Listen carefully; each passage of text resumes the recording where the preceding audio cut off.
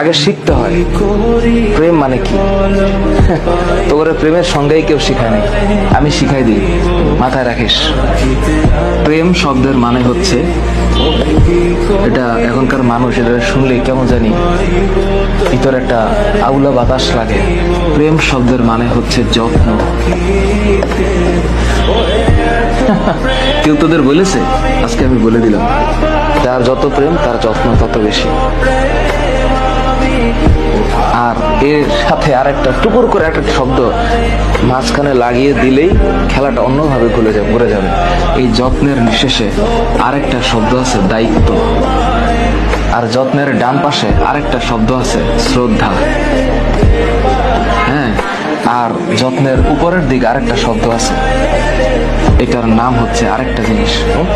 এটা মানে এটা এই সত্যতা, এটার নাম হচ্ছে প্রেম।